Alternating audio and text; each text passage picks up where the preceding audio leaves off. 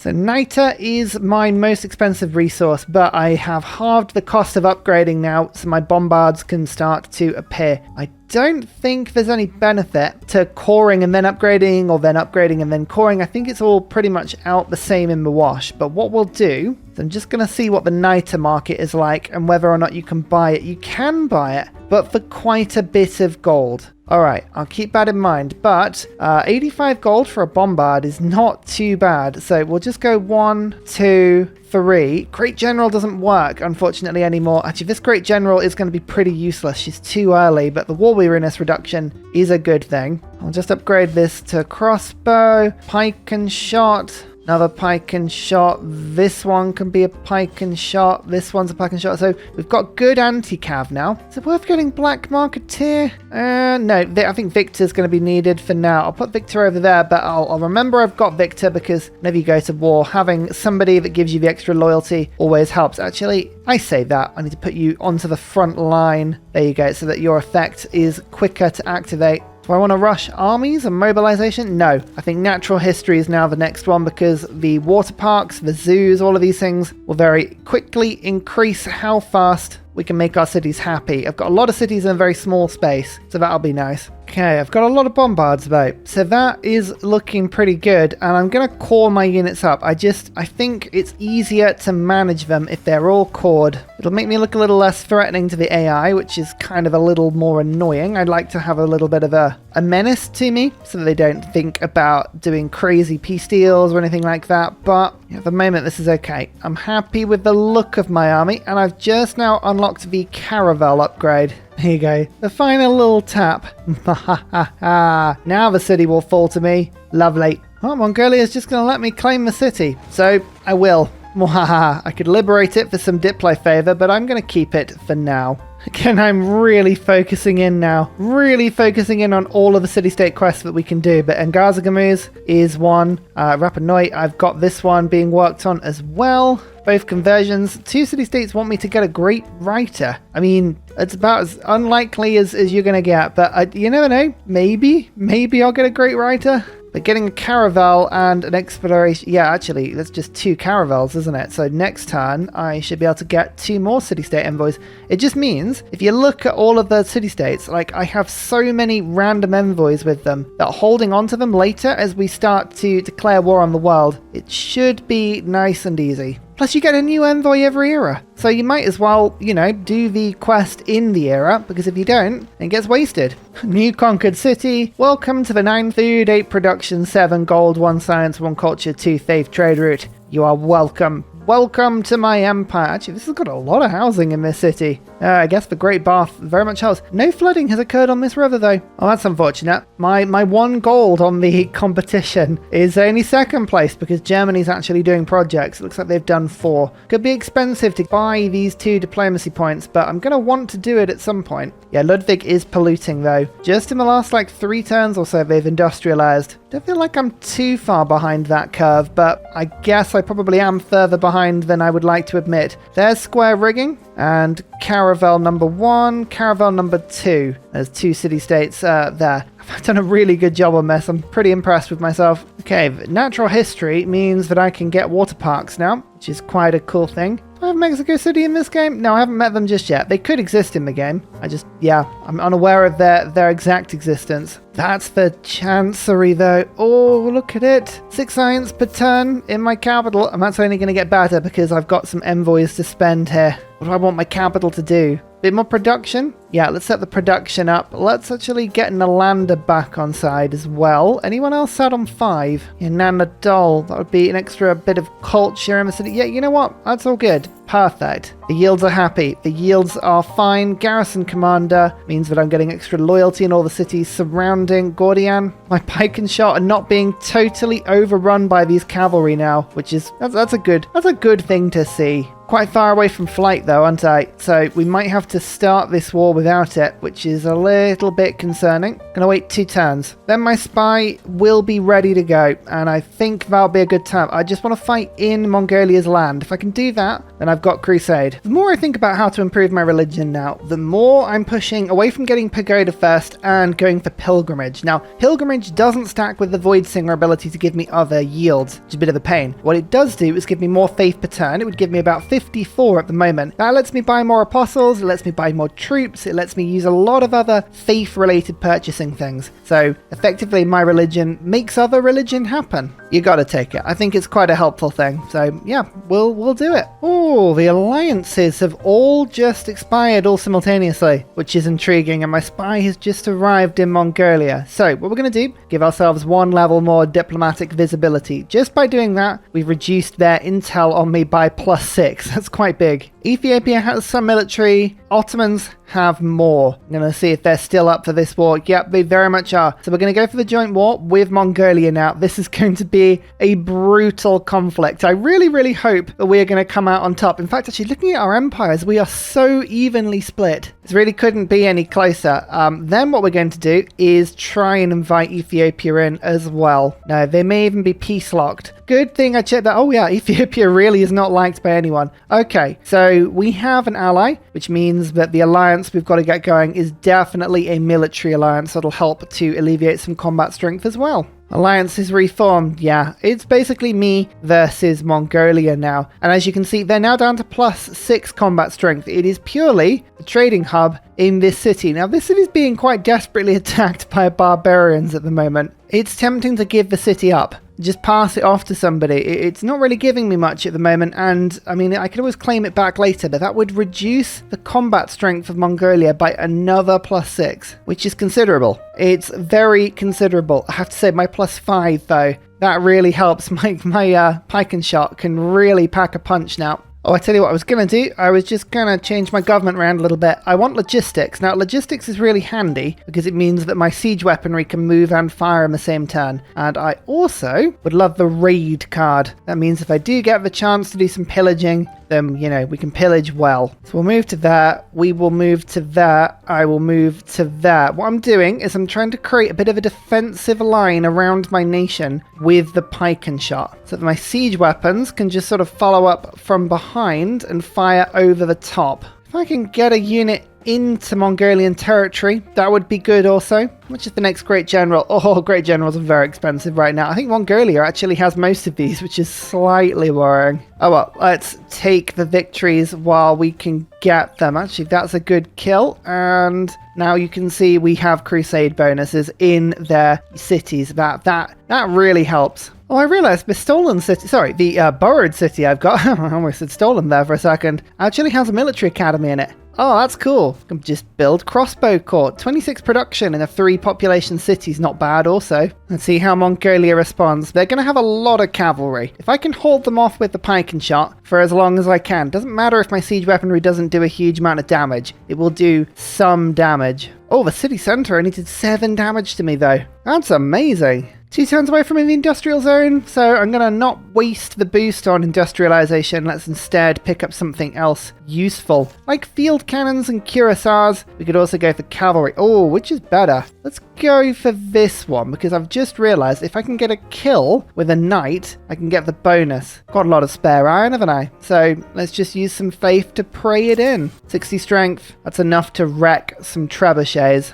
Oh, these bombard corps have 65 strength against the city. That's not a lot, but it's okay. We will just move our units in and do this the old-fashioned way if we have to. In fact, actually, there's quite a few of these that I could probably leave in Mongolian territory. Let's just go 1 attack, 2. Like that. Oh, we've almost got Axu surrounded already. Then I can move this bombard to there. That's not a core. That's a bit annoying, but never mind. We'll bring that through anyway. We've got 3 shots that we'll be able to attack next turn. I wish I had a great general. Alas, I do not. This is a Renaissance war, by the way, in Axu. Renaissance. So we can't just kill it. We've got to wait a little bit. They're counter-attacking a little bit, but mainly with cavalry, which is an intriguing thing. Oh, they've actually got trebuchet armies. They do have armies here, We can live with that. Again, as long as I've got a nice protective barrier blocking my bombards from harm, I feel a little bit better about the situation, and I can start actually to level some decent damage. Oh no! Oh, I can't see Axu from that tile. Or this tile. Only this. Blimey. That is a protected city. Okay, we need flight pretty quick. We need flight pretty quick. Banking, astronomy, scientific theory, all of these things are fairly easy to get, but I need the promotions first. Man, it's fine. We're going to get into a bit of a turf war here. I don't mind this. It's sort of any sort of war that stops Mongolia from sort of running away with the advantage on this continent is a good thing in my eyes. Let's just get one attack there. Can I get the kill with the knight like so? Look at that. Boost the military science as well. Single pike and shot can almost, I mean, this is, God, my troops are powerful. They're really, really powerful. So that in itself is a good thing. I'm going to swap these two round. These bombards need to get to somewhere a little better. I'll move you to round there for now. We'll come around and see if we can attack Axie from another angle. But yeah, so far this is not too bad an attacking proposition. We're in okay positions here. The other thing I'm working on, again, is just making sure that Renaissance walls are popping up everywhere. We have really good diplomatic favor, but the next round of voting, I need to make sure that we are ready for it. 28 per turn. Oh no! Oh no! The apostle that is a martyr that I left deliberately in the Ethiopian territories is being killed in religious combat. What a shame. Scorched earth, that's nice, but yeah, I wonder what we're going to do about this. Oh no! It's a relic. It's a free relic. Bit of bonus tourism there. It's looking nice, looking very tasty. If you're going to leave a cavalry corps in the sea, and that's what's going to happen to it, you know? Just, I don't see where they're... What's going on here? Oh, actually, in Gazagamu, that's a really good pickup for us again, because I do have a military encampment now, so I can buy units at a 60% reduction. Oh. Okay, I think I'm going to save that for cavalry. Susa, by the way, very excitingly, just finished its industrial zone, which means it can get a workshop, which is my second, which means I have now industrialized. Perfect. Let's, in my capital, immediately use some of this saved gold to get a factory. And even better, I'm sat on a little bit of pillaging here, which I've been sat on very excitedly as we fire at Axu. Goodness me, this is a strong city. But, go on, somebody give me a bit of gold. Bit of gold. Anyone? No? I've got a book. Anyone want a book? Germany wants a book. I probably shouldn't sell my book. Of all the things, it's probably not the one to sell. And just get some gold up front. There we go. Now I can get myself the coal power plant. Very exciting stuff. Oh, what the raid card went because I just unlocked Total War. Oh, what a numpty I am. Another set of Renaissance Wars. I'm just putting the Renaissance Wars on all of the Mongolian proximity cities, just in case. Just in case. Actually, I just finished 2 holy sites almost identically. Look at that, Halicarnassus. 8 population already. Wow, that was very quick. Most interestingly, did I get any coal? Any coal in my empire at all? 13 results of the stuff. There is actually some to the south of me. I reckon we're going to have to start settling again very soon. We're going to have to get the settlers out. You know what? I've got a lot more production in this city now. I'll treat it to a shipyard at some point, but let's get the settlers out again. With my new settlers, we will go and start to try and monopolize on all of those beautiful strategics that are appearing around the world. By the way, any game with the Grandmaster's Chapel, any pillaging we can do that gives us faith is a really good thing, because faith means more units and we just need to keep putting units in. Oh, these knights are very much trying to die as much as they can. Aid request, you know what? Yep, I would love to join in with another aid request. Oh, it failed. Wait, what? Loads of people voted down for it. I have never seen an aid request fail before, otherwise I would have put more votes in. Oh, Germany have 4,000 gold on this one. Okay. That's intriguing. It's a bit ironic. So Germany is just handing money over to Georgia. What did Georgia vote on that aid request? They voted down. Oh, the irony. Receiving all that aid and not an eyelid blushed. That is hilarious. Oh well, AI is doing its usual thing. Look at this. Look at all these units just sat there in the sea. You have to ask yourself, why? Why are you in the sea? Why is anyone in the sea? Why are you not in the sea? Oh, I like it when the game gets to the pillaging bit. All of the yields, everything into my nation. This is how we actually try and catch up with Germany. It's going to be a very tricky ask because Germany are so far ahead. Terracotta Army, actually, right now wouldn't be a bad move. Venetian Arsenal is also a very good move. I'm going to do that quickly because that is very handy. Just thinking of this aid request, I really need it. I really need to win it. So there's 12 turns on it. I'm actually going to have to start doing aid projects in random cities in order to try and get some of the gold back. This is such a waste of production, but this is what I'm having to think about. Every single victory condition. Like, I can't let any one disappear. I have to just keep going for it. Luckily for me, bombards, especially bombards with Crusade, oh, they can take damage. They can really, really take damage, especially when they get their first promotion. The trebuchets tend to be a little bit weak, but I think like a corps has 55 strength, 65 with Crusade. It's actually quite difficult to kill them. Bit of voting to do. Whenever patronage comes up, have a look. Any profits left? No. There are no profits left. Okay. It's always worth keeping an eye on that one. Whenever profits are available, you just put B, no points towards profits. It's just very simple to do. I have a lot of voting weight here. I can try and get myself another trade route. But otherwise, patronage can be a little bit of a problem. We know Genghis Khan's going to be voting up on it. I'll vote up on it again. It could go any way. And like a lot of people are putting a lot of votes into this, so it doesn't really matter where we go. I might say no to admirals, because a lot of people tend to vote no on that, or maybe no to writers. Germany seems to have annoyed a lot of people. Let's go no on writers. I don't know why. I feel like I'm going to burn through all of my voting power as well. 8 on both. It's difficult to know exactly where to go. We've still got some of that left. So annoyingly, one of those hasn't gone through. Which one is it going to be? I got the trade route. No towards Great Merchant.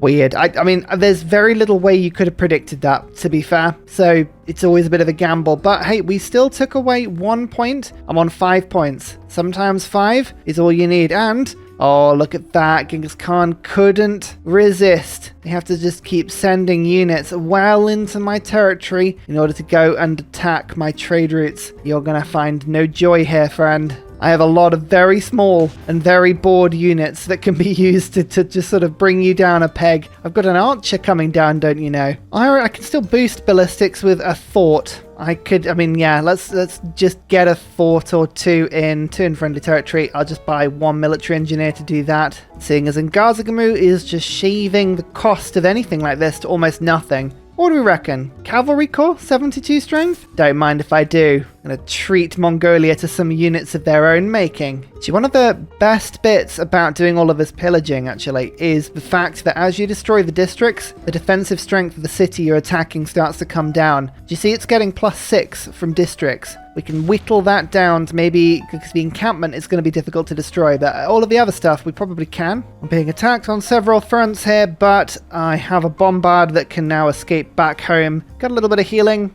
Yeah, non-cord units can get ripped apart very quickly. This is going better than I thought it would. Just shows you, Mongolia are very strong and their defense is very strong, but they can't actually counterattack very hard on me at the moment. Oh no, look at this. I have a single archer and a Mongolian cavalry corps. Come on, you can do it. They have guns. It's a corps of Mongolian horses. Can you do it? Yeah, you can. Oh, it's an archer. I will. You know what? This is going to be a named unit. It has to be. Absolute hero.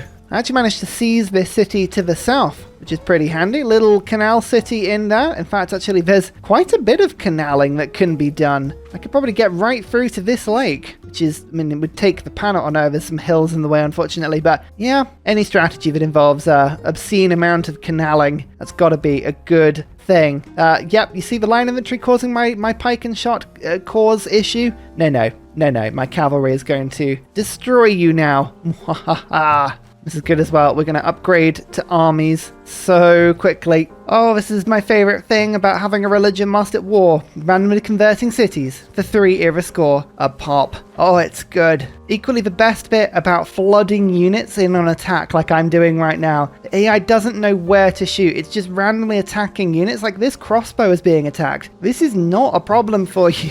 It is the siege equipment. These massive bombards destroying your walls. This is what you should be fighting. Oh well. not a problem. Nothing to worry about. I reckon we can take the city this turn, which I very much want to do because I'd quite like to extract this pike and shot ideally. So I'm going to go one attack with that pike and shot, one attack with this one, and I think I might be able to take it out with the cavalry with 1, 2. Like that, Aksu taken? Yes. Look at that, my first proper conquest. Yes, I know I took this city. Does it really count? Not really as big as the other ones, is it? So we'll claim that. And immediately the builders start to fix everything that I've been pillaging. It's always easier to fix afterwards. Just keep pillaging, take the yields, don't ask permission. Oh, that trade route's up to 10 food 8 production for my newly conquered city. That'll do. Pretty tasty. Look at this cute little arrangement I've got around this city. It's just my unique improvement in Alcazars, creating ridiculously high appeal tiles. Oh, stunning. I love it. National parks are going to be a really useful thing for us later. This unique district that I've got down, unique improvement. Very helpful. There's mobilization. I need to just quickly change my government round again. Total war is useful, but forced modernization, I need you back in the game very briefly because I have some upgrading to do with my crossbow. If I upgrade this one to field cannon core and then just conveniently pray in using Valletta some ancient walls. Oh, you'd hope I would be able to use a ranged attack from the encampment, but it doesn't look like it's actually worked. Never mind, I was going to go and hit that knight core. I think my regular units are going to be fine to do this though because they are absolute machines. This is a good opportunity to level up my bombards a little bit. Oh, there's another pike and shot target there with this cavalry, but I reckon we can shoot this pretty well. Are you a garrison? You are a garrison. It's difficult, but let's kill this cavalry now so I don't have to worry about it. In fact, actually, as mentioned, just using my bombards to grind a bit of experience. Lovely stuff. There we go. That is a very powerful unit taken down. We've taken Mongolia from about 1,000 military strength all the way down to about 600 now. There's the knight killed as well. Oh, it's very effective. Very effective. Oh, I love these trade routes. They are amazing. And my first army, don't mind if I do, 72 strength, but don't forget, I have Ingazagamu. And now that I've got a military academy there, I can start to get some extra units bought in. That'll be nice, just making army after army after army. What do I want to do now? I think we really need the naughty government for a bit, don't we? To help push this a little bit, but I'll keep an eye on that. Oh yes, settlers! Settlers are appearing now. It was coal and niter, but coal especially is now my target. So let's go and start to settle. I'm going to treat Victor to Embrasia as well. Double ranged attack from the city, but also a free promotion when I buy units in. He's now in a military academy city, so I can buy units in to make my armies and give them all promotions that are different to the promotions the core has got. So we can just give our units even more power now. How much power, you may ask? Oh, that's easy. Unlimited power. Germany are putting so much into this. 5,000 gold. There's actually no way I can rig this victory. That's mad. I thought I'd be able to at least put some aid requests through and get some gold and trade it and win, but no. I'm not going to be able to generate enough. I mean, we'll give it a go. I can't spend any money for a little bit now because those 2 Diplo points are really important. Hang on, where else can get a project? 2 aid requests can be put through into my capital. I'm gonna have to go around every city now. Worth paying attention to the fact that Babylon now has machine guns. That means they've probably got machine gun armies and their city defenses are going to be nigh on full power. Just worth remembering. I think I just picked up one of the Ottoman cities over on the west of my empire. The E-West? You know what I mean. Yes, I shall keep this. Beautiful. There are some things that are on fire, but we can ignore that for now. This just shows how much my diplomatic favor is worth. About 370 of it is worth about 2 grand. I'm keeping an eye on that. That might be a way that we can just sell our Diplo favor for a bit of a short-term gain here. Oh, flight though. Flight. We're almost there. Auckland is here, everyone. Auckland is here, and they want me to dig up an artifact. Oh, that's a really exciting city-state. There should be a meme right now. Auckland appears. Ursa goes extremely excited very quickly. I mean, I have a lot of lake and ocean and coast tiles that I'm working, specifically coast tiles. I really want that. Oh, I'll switch over Merchant Confederation. I'll wait a couple of turns in order to make sure that my envoys stretch as far as possible. But that is really, really good. As I say, I'm not spending gold at the moment. I'm being good. saving gold. I'm doing aid projects. We are catching up as fast as we can on Germany here. About 5,000 gold behind. I reckon we can probably trade our way to this. The way I was thinking about it is I actually don't mind getting rid of all of my diplomatic favor here. It sounds ridiculous, but I would be spending it in order to get points anyway. So it's kind of the same thing. I just want to make sure that I actually get these 2 points. Otherwise, what is the point? Creative differences by a rock band. It's 880 AD and someone's already using rock bands. I mean, I know exactly who it is. It's going to be Germany, isn't it? Typical Germany. Oh, if I conquer Mongolia, I'm going to be heading, and I'm going to almost share a border with Germany. I'm going to have to, this is the way I'm going. By the time I get there, I really need advanced flight. Like, I can just see the way the game is going, and I'm going to have to just push across and stop Germany from winning. No, I should re-clarify. What I'm going to do is find myself in a position where I'm finding both Babylon and Germany are both trying to win simultaneously and both giving me slight nightmares about how they're going about it. Oh, that's an opportunity. This pike and shot has echelon, so we'll put thrust in it and then form an army, and you can see both promotions come through. Oh, that's looking good. 10 population city there to strike. That's looking good. Trade routes to plunder. Looking even better. We like gold. I like gold. But now that this city's pillaged, I can strike and take this one as well. Yay! So that's 4 cities stolen from Mongolia, which is quite a few considering I didn't have many cities to start with. Oh, I need more commercial hubs or harbors or something. I've run out of trade routes, unbelievably. 17 trade routes all being taken up. Most of them, as you can see, all internal routes. I mean, maybe communism's the route here. I kind of wanted to go the naughty government because fascism obviously lets you build units 50% faster, which is really good. And also war weariness and combat strength boosts. That's really, really big, but I do like collectivization. 2 production and 4 food from trade routes, considering how many I've got. Maybe I'll switch to that government later. I don't know. There's lots of options here, but what I'm going to do is I'm going to kind of repeatedly get confused by which one I want and just sort of stick around in the middle of everything.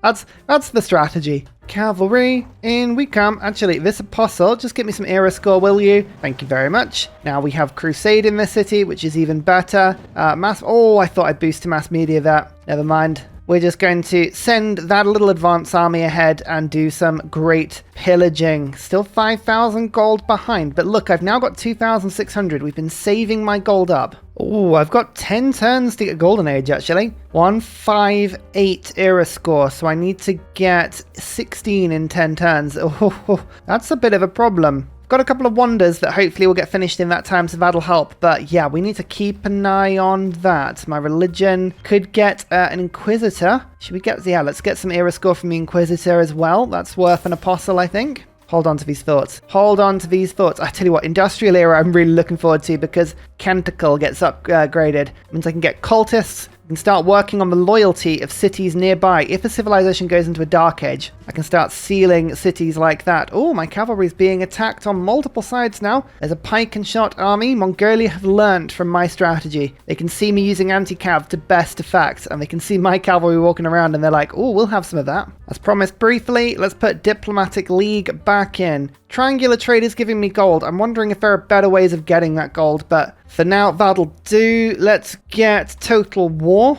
That means my knight can just continue pillaging for a bit more culture. Once we have ideology set up, I think that's the next big gain. Oh, it's like a full turn's worth of culture. It's wonderful. You know what, the important thing is I don't want to lose this cavalry. It is quite powerful. So I'm going to pull it back and just sort of re-establish some of my troops on the borders here. I'm getting ready for a bit of an upgrade. If I can get observation balloons, that'll help as well. Don't need to rush this though. Don't need to rush it. Taruga is friendly territory. Pike and shot. Hold the pass for me. Launch Inquisition. It's 1 era score. Hey, look, at this point, any era score is good era score. I'm not going to complain. All right, time to start cashing in on my Diplo favor. Now, I don't need to sell it all to one person. This feels criminal. I'm getting 37 per turn. And if I don't get this particular set of points from this aid request, I feel like I'm going to be missing out. There's 6,000 gold. If I put 6,000 in, I'll get to 7,000. I'm going to just give it all to Georgia. This feels crazy, but I think it's a good use of gold. Maybe I can just declare war on her again.